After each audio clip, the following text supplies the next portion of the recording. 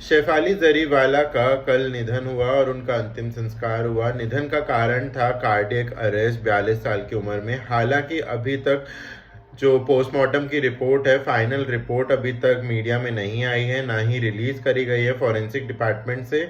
और अटकलें लगाई जा रही हैं कहीं ना कहीं शेफाली जरीवाला अपनी कुछ कमज़ोरियों खामियों को पूरा करने के लिए कुछ मेडिसिन पे थी, जैसे कि एंटी एजिंग मेडिसिन और स्किन वाइटनिंग ट्रीटमेंट्स पे थी। हालांकि अभी इस बात की पुष्टि नहीं हुई है कि उन्हीं मेडिसिन के कारण कुछ कार्डियक अरेस्ट या कुछ हार्ट रिलेटेड इश्यूज थे उन्हें, क्योंकि कहा जा रहा है, उनके फ्रेंड्स और रिलेटिव्स बता रहे हैं कि वो काफ़ी फिट लाइफ स्टाइल पे फोकस किया करती थी। हालांकि अगर शेफाली जरीवाला की बात करी जाए तो उनकी लाइफ में काफ़ी ज़्यादा अप्स एंड डाउन्स रहे, जिसकी वजह से वो काफ़ी कम काम भी कर पाए इंडस्ट्री के अंदर। क्योंकि जब वो काटा लगा सॉन्ग से फेमस हुई 2002 में, उसके बाद उनकी सबसे पहली शादी मीत ब्रोस के हरमीत सिंह से हुई। जी हाँ, और वो शादी 2009 तक ही टिकी। जब उस शादी के ख़त्म होने की बात करी गई तो शेफाली जरीवाला कहीं पर भी पीछे नहीं हटी और उन्होंने रीज़न से बताया कि डोमेस्टिक वायलेंस और टॉर्चर, मेंटल हरासमेंट कुछ ऐसे कारण थे जिसकी वजह से उन्हें हरमीत सिंह से अलग होना पड़ा। कल ही हरमीत सिंह का एक स्टेटमेंट आया है। उन्होंने सोशल मीडिया पे शेफाली जरीवाला के निधन के न्यूज़ पे ये रिएक्ट किया है कि वो और शेफाली जरीवाला बीच बीच में कुछ इवेंट्स में मिलते थे, जहाँ पे वो एक दूसरे से रिस्पेक्टफुली भी बात किए हैं, मिले हैं। और उन्होंने ये भी बताया है कि एक इवेंट से जब वो लौट रहे थे तो वो दोनों फ्लाइट में एक प्राइवेट जेट में एक दूसरे की सीट के अगल बगल बैठे हुए थे, जहाँ पर उस पूरी जर्नी में उन्होंने काफ़ी बात करी और वो काफ़ी रिस्पेक्टफुल हो गए थे। और इवेंट्स पे मिलना, क्योंकि दोनों ही एक्टर्स हैं, दो, एक सिंगर, एक मॉडल है, एक एक्टर है और एक सिंगर है, तो दोनों का मिलना इवेंट्स पे बहुत ही जाहिर बात है। तो उन्होंने कहा हम एक दूसरे के प्रति काफ़ी रिस्पेक्टफुल थे। पर अगर मैं आपको बता दूं तो जो शेफाली जरीवाला है, उन्हें एपिलेप्सी की प्रॉब्लम थी। उन्हें सबसे पहला एपिलेप्सी का जो अटैक आया था वो तब आया था जब उनके बोर्ड्स के एग्ज़ाम थे, और ये उन्हें स्ट्रेस की वजह से हुआ था। ये उन्होंने मीडिया में कहा है, उन्होंने अपने इंटरव्यूज़ में बताया है। और जब उनकी पहली शादी हुई और उसके बाद उनका जब डिवोर्स हुआ, उसके बाद अगर हम उनकी फिल्मोग्राफी या सिनेमेटोग्राफी का करियर देखेंगे तो हमें दिखाई देगा कि उन्होंने काफ़ी ज़्यादा प्रोजेक्ट्स नहीं कर पाई हैं वो। और उसके पीछे रीज़न ये था कि उन्हें इस बात का डर रहता था कि उन्हें अगर वो काम पर जा रही हैं तो कहीं एपिलेप्सी के अटैक ना आ जाए। जी हाँ, यही कारण था कि उन्होंने अपने करियर में ज़्यादा प्रोजेक्ट्स नहीं लिए हैं। वो बिग बॉस 13 में ज़रूर नज़र आई थी, जहाँ पे सिद्धार्थ शुक्ला, शहनाज गिल, आसिम रियाज भी थे। और वो उन्होंने नच बलिए के 2 सीजन्स किए हैं, जहाँ पे उन्होंने अपने हस्बैंड के साथ किए हैं, पराग त्यागी के साथ। फिर उसके बाद उन्होंने एक मूवी में काम किया है। तो काफ़ी छोटे छोटे प्रोजेक्ट किए हैं, पर वो काफ़ी ज़्यादा फेमस रही हैं एक अपने प्रोजेक्ट से, जो कि है काटा लगा वीडियो सॉन्ग। और उसके बाद वो बिग बॉस में जब आई, उनका जब पहली शादी से डिवोर्स हुआ, उसके आगे अगर हम लाइफ की बात करें तो वो सिद्धार्थ शुक्ला से मिली, जहां उनकी दोस्ती हुई और कुछ साल उन्होंने एक दूसरे को डेट किया, पर बहुत ही म्यूचुअल और रिस्पेक्टफुल वे में एक दूसरे से अलग हुए। और बिग बॉस में जब वो दोनों एक दूसरे के आमने सामने आए तो काफ़ी रिस्पेक्टफुल रहे और बहुत अच्छी दोस्ती भी नज़र आई उनकी। अब इसके आगे उन्होंने पराग त्यागी से शादी करी और उनका प्लान था कि जब वो, क्योंकि वो एक कोर्ट मैरिज थी, तो उनका प्लान था कि जब उनके 10 साल पूरे होंगे शादी के, तो उसके बाद वो एक big fat Indian wedding arrange करेंगे, जो कि अब उनका एक सपना ही रह गया।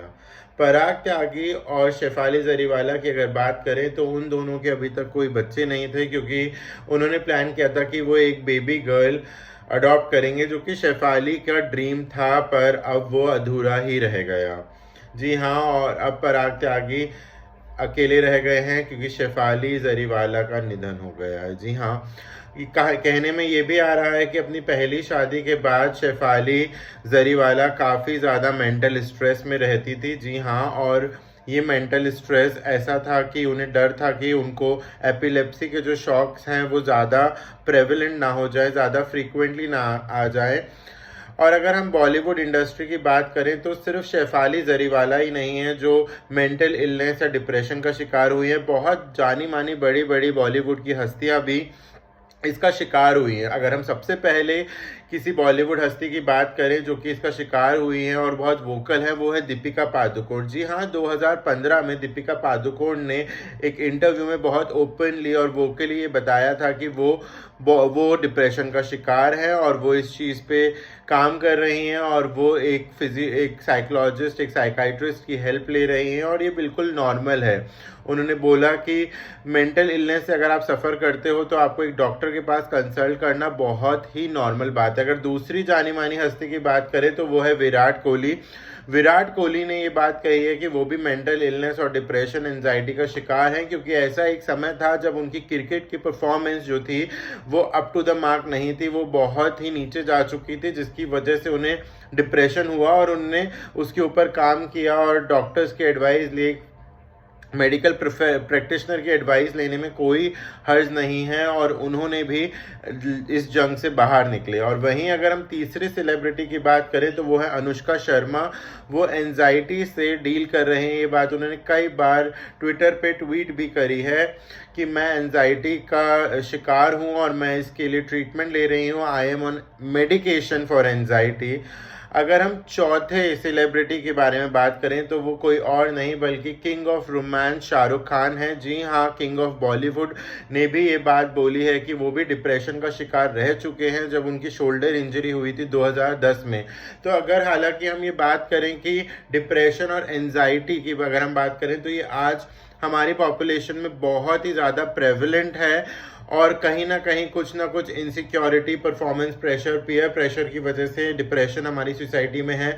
और ना कि छोटे छोटे नॉर्मल पॉपुलेशन को ये हो रहा है, बल्कि बड़े बड़े सेलिब्रिटी और जो कि कैमरा को इतना फेस करते हैं, अपनी छोटी छोटी इनसिक्योरिटीज़ और खामियों को लेकर डिप्रेशन का शिकार हो रहे हैं। जी हाँ, क्या शेफाली जरीवाला की जो इनसिक्योरिटीज़ या फिर हमें जैसे कि उनकी उम्र बढ़ती जा रही थी तो वो एंटी एजिंग पिल्स ले रही थी या फिर स्किन वाइटनिंग ट्रीटमेंट ले रही थी, ये तो कहीं वजह नहीं है कि उनका हार्ट डिसफंक्शन करने लगा और उनको कार्डियक अरेस्ट आया।